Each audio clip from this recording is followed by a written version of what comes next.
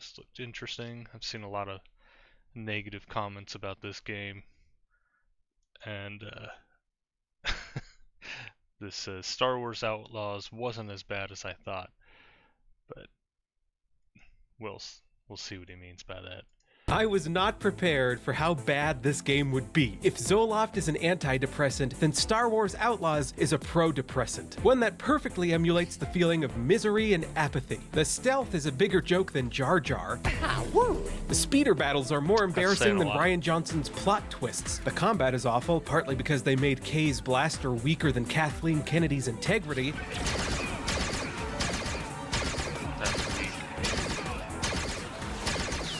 Power! I have so much power in this gun. Oh, yeah, and the game crashes more than a Vecnoid in a pod race.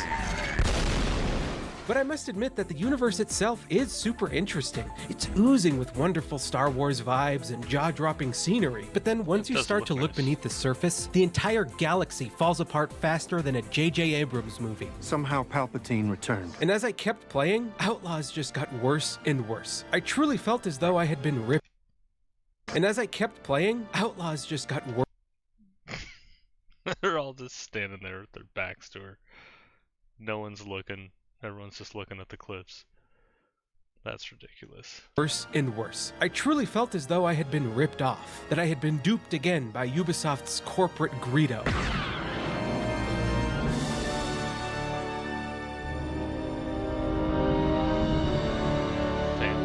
This game is the opposite of Starfield in the sense that the first 10 hours are its strongest. Because in the beginning, I actually thought this game was pretty cool. See, that's how they get you nowadays. The games that are well made, they're not well made for you to have fun with them. They're well made to keep you interested long enough to where you go past the refund time. Like if you get a game on Steam, it's like they just want you to stick around for 2 hours and 1 minute. And after that, they don't care how boring it is. And I've noticed one thing that a lot of games do is they'll create the controls in such a way that nobody's going to use those controls. They're going to be just the most bizarre controls, like F is jump and space bar is interact with items, and it's just like really bizarre things. And so you spend, the first 30 minutes of the game going through and making all the controls just the way you want them. Of course, they make that as hard as possible because everything conflicts with everything else. Instead of allowing you to map multiple keys or multiple functions to the same key, they just do whatever they can to get you to stick around so that you can't refund it. Or, in the case of this game, they try to make it interesting in the beginning. So you think, oh, this is a good game, and then 10 hours later you're slapping yourself in the forehead, wondering why you spent money on this thing.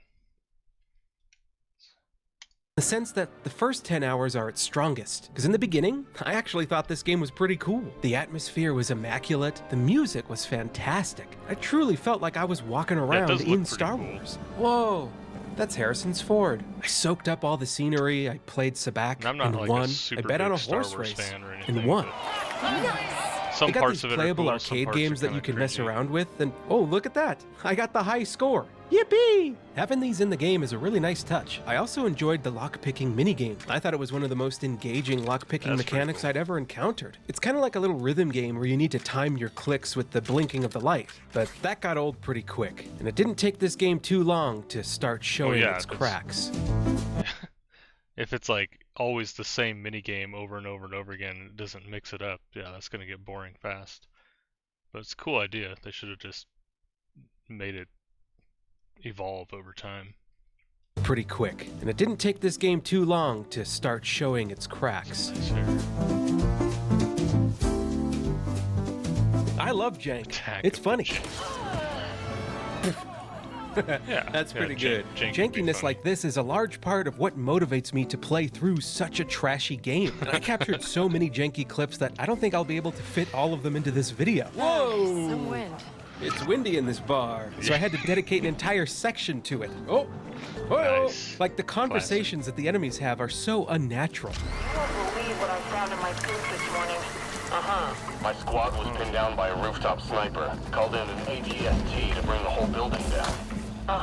I spent so much time listening to That's all they conversations say to in each this other. game that I actually picked up on some Star Wars slang. And it's clear to me that I don't care Ubisoft what you are as just said to me. clueless as a hapabor on spice. Enemies get stuck in the air after you punch them out. Oh, that would drive me nuts. Sometimes they'll turn the yeah. wrong way when you punch them. Enemies like a- will just clip A inside of bad each other. action movie. It's from, beautiful like, the to 80s. see when two become one like that. May the intercourse be with you. Sometimes the game will just flat out refuse to play the correct animation. That's so cringe right there. What? And because of the jankiness, the presentation is completely scuffed. Like, there was a point in the story, it's supposed to be real dramatic, where Nick's, the little dog that you have, gets kidnapped, right? And so Kay is interrogating this guy to figure out where Nick's is. All right. I guess it's being sold to Jabba, but you'll never...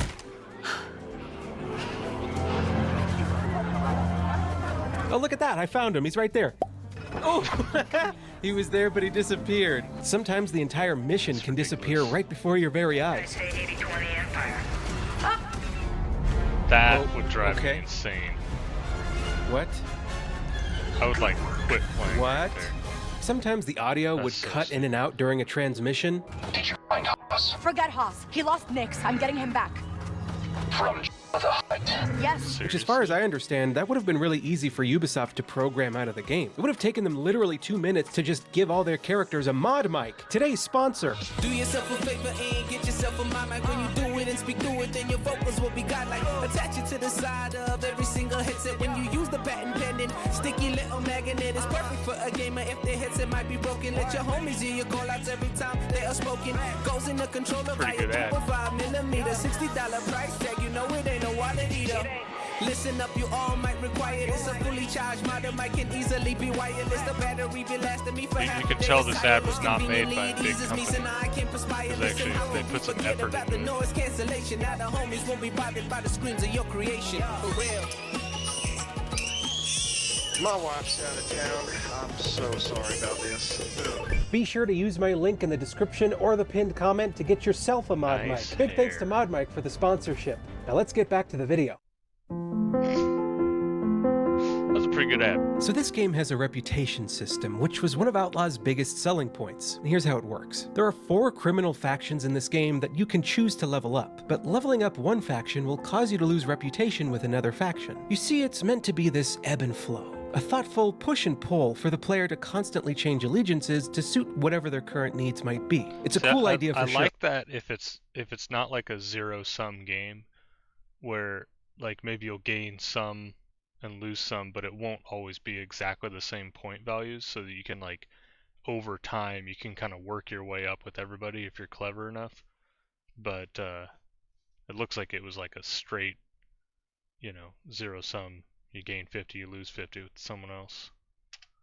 And had it been done correctly, it would have been an amazing addition to the game. However, I was able to completely break this entire mechanic. I did it like this. Oh, good. You can increase a faction rep in one of 2 ways: completing a side quest or completing a contract. The problem with completing a side quest is that no matter what, at the end of the mission, you're always going to lose reputation with another faction. But this isn't the case with the contract missions. You see, at the end of a contract mission, you can either choose to honor the deal you made or go against that deal for extra credits. Going against that deal will lower your reputation with one of the other factions in the game. But if you keep your end of the deal every single time, you'll never lose any faction rating. So if you play like a good girl, you can get every single faction up to good, excellent, or even max them all out if that's what you want to do. Now, this method of abusing the game did come with some strings attached. I had to completely avoid all of the side quests and only do contracts because, like I said, at the end of a side mission, it'll always take reputation away from another one of the factions, which we don't want, because if a faction rank ever gets too low, you can't fast travel to any of that faction's regions. And on top of that, if you had a poor rating with a faction and happened to stumble into that faction's territory, you wouldn't be able to explore their portion of the map without being forced to engage in the game's awful combat, which just makes exploring that part of the map much more time-consuming and completely de-incentivizes the the player to combat's not explore, fun. which is a shame because exploring the I've heard that environments from is the basically only thing every worth doing reviewer. in this game. So because of these limitations, I wholeheartedly wholeheartedly believe that abusing the faction system in this way was an absolute requirement for my playthrough, especially because your choices really don't matter at all. They amount to nothing more than a different character model popping up on one of the final cutscenes of the game,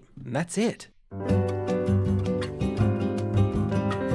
In Outlaws, there are two modes of travel, space and speeder. Space travel is neither elite nor dangerous, and the speeder you're given is actually pretty fun to drive around. It's got a handbrake on there that'll allow you to drift, which feels really cool, but none of the map design accommodates this ability. It's got a boost function, and it can jump, which is actually pretty fun to drive around. It's got a handbrake on there that'll allow you to drift, which feels really cool, but that is just way too much open nothingness.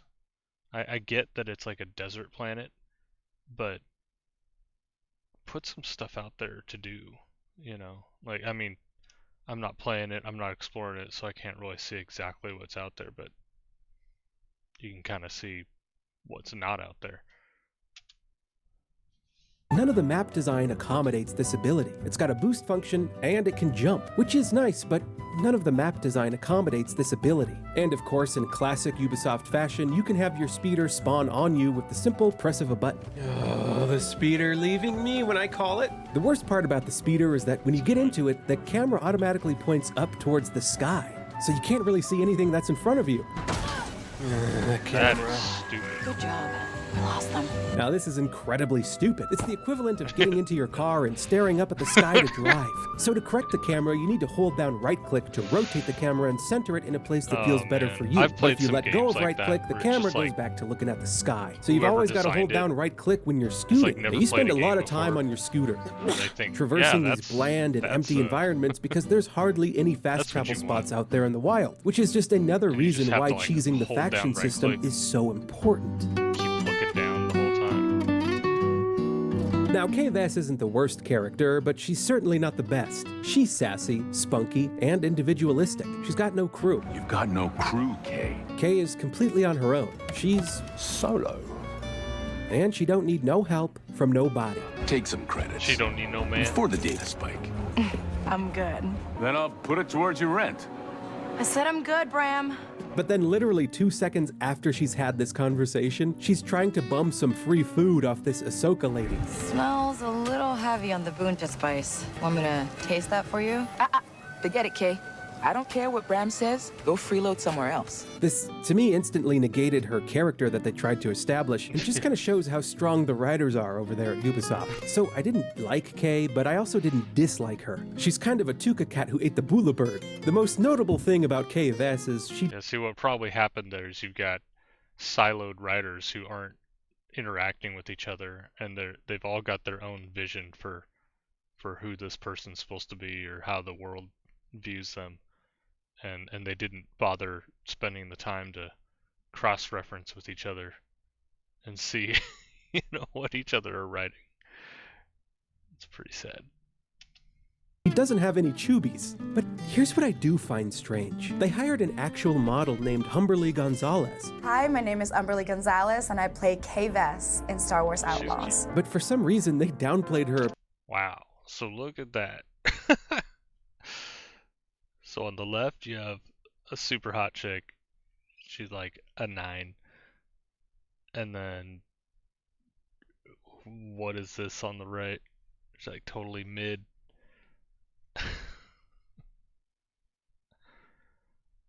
There's like no comparison.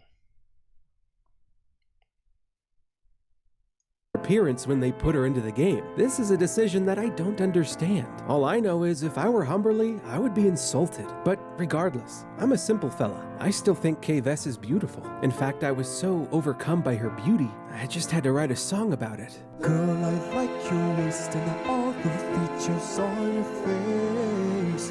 Those glassy eyes are as gorgeous as the skies. They may never blink, which puts me on the brink, 'cause I'm falling in love with you. Who has the chain of a man and non-existent memory glands? Bones inside of both of your cheeks look like they've been both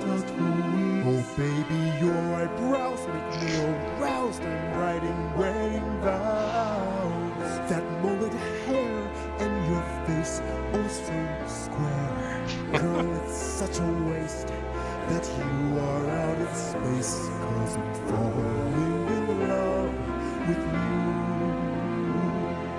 Who's from Canto Bight, but this I can't all buy. You've so much spunk, still in junk from that trunk. Yet still I love your skin, glistening like a clean tin bin. Guess I'm falling in love with you. I'm falling in love with you. See, from certain angles, she actually looks pretty good. You. That was a good song, I gotta say. Well done. I just real quick want to make sure I don't have an audio issue, because a lot of times lately I've been streaming and then I find out something's muted. Okay, looks good. Looks good.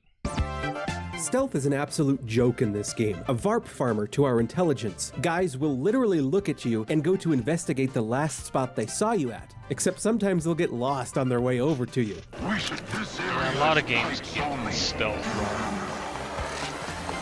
He literally just saw me, then turned around. That's extra bad. Sometimes when they see you, they'll just immediately forget about you. What the? We need to see what that was. Hey, you're not supposed to be here. Let's take a look. Oh, she just forgot. Stealth is mainly a bonk fest. You approach a bad guy from the back, and you attack with a smack. But because the AI is so bad, it got... I was not prepared for how bad this game would be. Prepared for how bad this...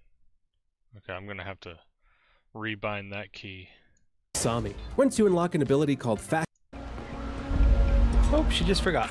Stealth is mainly a bonk fest. You approach a bad guy from the back, and you attack with a smack. But because the AI is so bad, it got old pretty much instantly. But if you get sick of knocking guys in the back of the head, Ubisoft made sure to shake things up by giving you these security cameras that you got to evade. Whew, that one almost saw me. Once you unlock an ability called Fast Talk, the stealth becomes an even bigger joke. The name would lead you to assume that this ability would have Kay talking fast. Hey there. And Mayor, eh? Well, to be fair, she did say those two words very quickly. Her verbosity is boundless. Look out. Huh? I'm warning you. And what makes this ability even dumber is, if you break line of sight after using Fast Talk, the enemy loses complete track of you.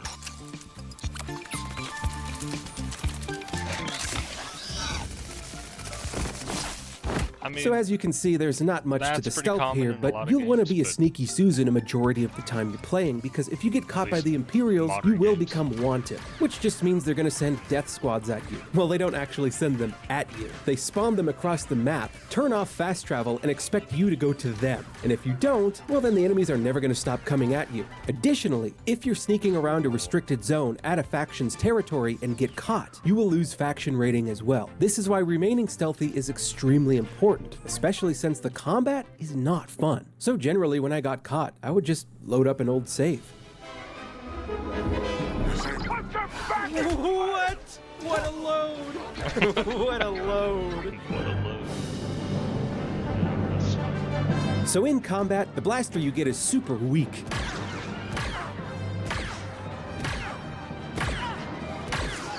Takes multiple headshots to kill an enemy.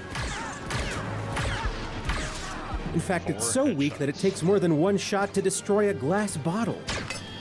There's a significant amount of bloom, which forces you to pace your shots, which makes stun locking the enemy the best course of action.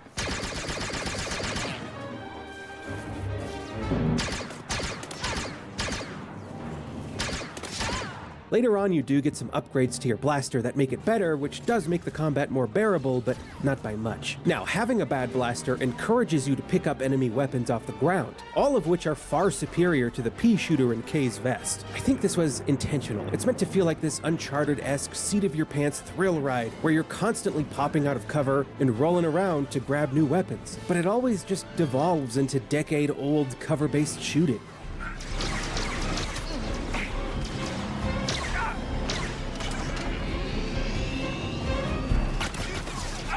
What's worse is you can't bring a weapon from one encounter into the next one, because little Miss Butterfingers here is always dropping her gun. And even IGN agrees with me on this one. However, what really irks me about Outlaws' approach to secondary weapons is how much it goes out of its way to make you drop them. Do a melee attack, drop your weapon. Like, it seems like they Crawl into a did that on vent, purpose. drop It's your not weapon. just like Climb a wall or a bad ladder, programming. drop your It just weapon. seems like they like, Who programmed for this? some The reason grenades are worthless. didn't want you to have fun. Not a single one of them perished. There's absolutely no reason to use them, giving you even less options in combat, stripping the game of even more depth. The camera will swap from one shoulder to the other without the player's permission when you get too close to walls when you're aiming down Terrible. sights. The camera does that. We're pinned, Nick. Like, I can't control it. And Yeah, of course, to no one's surprise, the should not enemy AI ever is dumber lose than ever. control of You can your literally character in run a game. circles around them. They like to run out in the open, Or the camera. It's just like the basics. or like, climb ladders at the gaming in worst general. times. Whew, glad that's over. Same. They turn their backs to you. Or get confused when they're trying to retreat.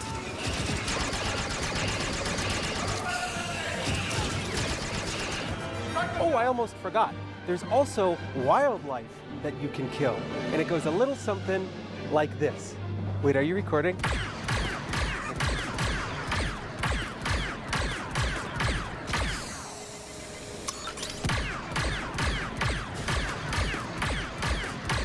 Oh, wow. A lot of times I have trouble falling asleep while I'm playing games. That right there would put me to sleep. What So the speeder heck? combat is absolutely broken. I did not see this ahead of time. That's so funny. I'm literally talking about falling asleep. The fun asleepins. That is hilarious. What is going on?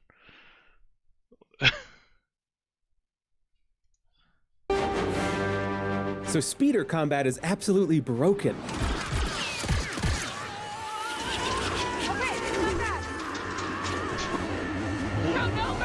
I don't think I had one encounter that wasn't embarrassing.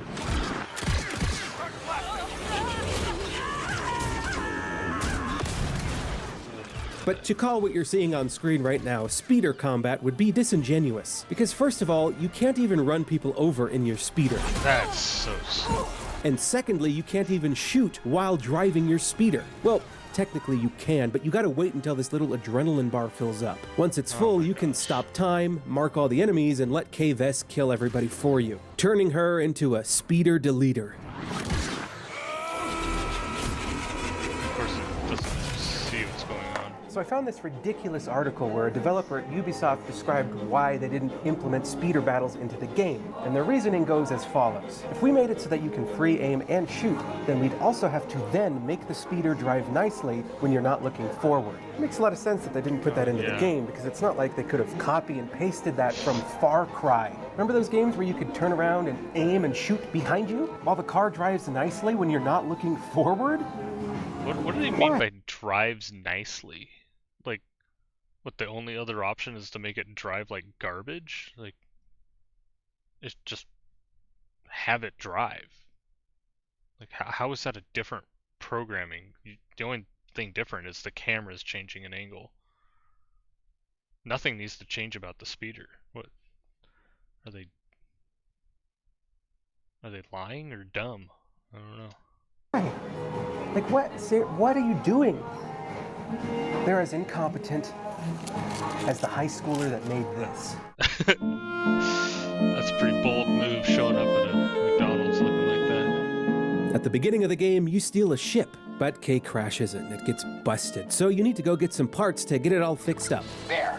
She can fly now. She flies now. Space combat is probably the worst part of this game. All you do is lock onto the enemy ships by holding right click, then you empty all of your blasters and missiles into them until you overheat. This is Red Leader holding right click to find the TIE fighter. Or you just don't do that at all, because if you want to, you can skip about 9 What did he say? part of the There. She can fly now. She flies now. Space combat is probably the worst part of this game. All you do is lock onto the enemy ships by holding right click, then you empty all of your blasters and missiles into them until you overheat. This is Red Leader holding right click to find the TIE fighter. Or you just don't do that at all, because if you want to, you can skip about 90% of all space encounters by boosting away from them. After traveling about 500 meters, they just ignore you and let you go, allowing you to go about your business. That's so sad. platforming is a lot like Uncharted 2's in the sense that it feels extremely antiquated, except in Uncharted 2 it worked a lot better, because here sometimes Kay will just randomly let go of the grapple and let you fall to your death. Or sometimes she'll jump off the grapple in directions you weren't expecting. Oh, where are we jumping? Why do we do that? Death. Sometimes she won't even throw the grapple. One of Okay, the Indy 5. Here we go. In games. Well, there's a long list of stupid things I've seen in games. And sometimes what the heck? Oh, where are we jumping? Why do we do that? Sometimes she won't even throw the grapple. Okay, Indy 5. Here we go.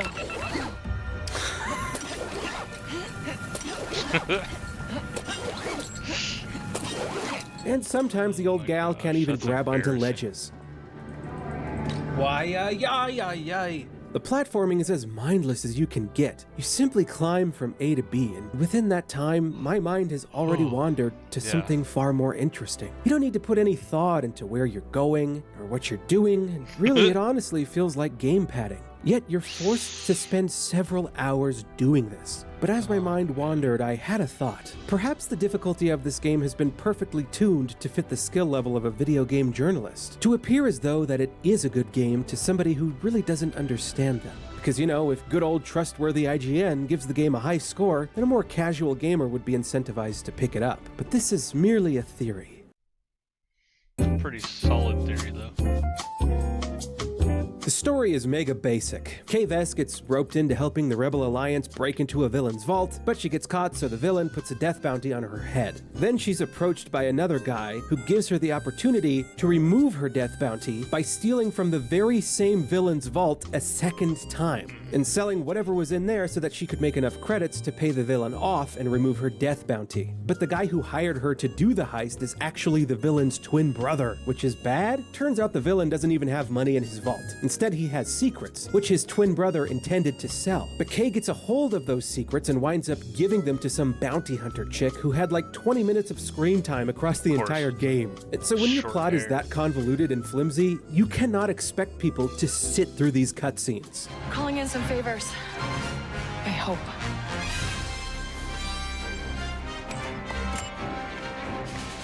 Doesn't seem to be a whole lot of human females. But the thing is, I actually sat there and watched every cutscene, even though they were putting me to sleep. And by the time the story was over, I watched every cutscene, even. But the thing is, I actually sat there and watched every cutscene, even though they were putting me to sleep. And by the time the story was over, every cutscene, even though they were put. Star Wars Outlaws, 1 a night, 50 milligram tablets, Ubisoft game. That's great. Help you fall asleep in no time. That's great. Putting me to sleep. And by the time the story was over, I honestly felt like a buffoon. Like I'd been duped. You know, like Kay's character arc was completely undeserved and made no sense. Like in the beginning of the game, she trusts nobody, and by the end, she trusts another short-haired deserved chick? and made no What sense. the heck? Like in the beginning of the game, Or is that a dude? I don't know. she Can't tell trusts. nowadays. No, that's got to be a girl. I don't know. That's the thing. They make everybody. They make the men look feminine and the women look masculine, and nobody looks. They're all like anthropomorphic, like or is it androgynous? I don't know. But nobody looks like they're a gender. Everybody just looks like this weird, like in between thing. Nobody, and by the end, she trusts everyone, which kind of goes against the whole theme and feel of Star Wars' criminal underbelly. Because this part of the galaxy is extremely dangerous, and no one is to be trusted. Like at the end of the Solo movie, Han learned to trust nobody, and none of her crew did anything in the game in particular to earn her trust. None of the characters were interesting, none of them grew as people, the villains sucked, there was nothing good about it. And it was in this way that Outlaws was able to perfectly emulate the modern-day Star Wars experience. What's on your mouth? This year has been pretty bad for the moof milkers over at Ubisoft. Skull and Bones was the most vapid game I've ever played, X-Defiant was just another generic multiplayer shooter, and Star Wars Outlaws was a heaping helping of honking, stonking, bantha poodoo. And I'm certain that Assassin's Creed Shadows is going to be nothing more than a glob of Mantellian Savrip vomit. Stay tuned for that, by the way. I'm going to be making a video on it when it comes out. Ubisoft games have progressively gotten worse over the past couple years, with each new game pickling my processors, as I can't believe how low the quality continues to stoop. They need to understand that taking risks is not only okay, but is an absolute necessity when making a game these days. I mean, you gotta break the 9 eggs to make the 9-egg stew. I think we're most definitely going to be seeing some layoffs hitting Ubisoft after this. In fact, I hope we do. And I know that's an awful thing to say, but I think it can't come any sooner, because whoever's over there responsible for making all these trashy games needs to be let go. Apart from the environmental teams, developers haven't displayed a single modicum of competence, and I'm sure some of them can already sense that they're going to be losing. Because you see, you've got a lot of people who they want to make the games better, but they're following directions of higher ups who are telling them, basically, in so many words, not to do it. So, you know, I mean, they can do their best, try to make it good, but, you know, anybody who's worked in corporate America or corporate anything knows that, you know, you can try your best to do good work, but there comes many times when they will literally tell you, they'll tell you to stop doing the good work that you're doing in favor of doing more bad work. They actually want that's the goal for them, is just churn out as much bad work as you can, and don't you dare slow down for a moment to make it actually good, because that's not what they're into. I'm sure game development is no different. I mean, of course it's not, because that's what we see with all these games. So many of them. That's why indie games are starting to take over. Losing their jobs soon, feeling a sort of disturbance in the force, if you will. And I'll bet they're sweating like a Gupta Mustafar. Hell, if I made this game, I would be. And I'm so glad to be done with this game. I'll see you guys in the next one. Bye-bye.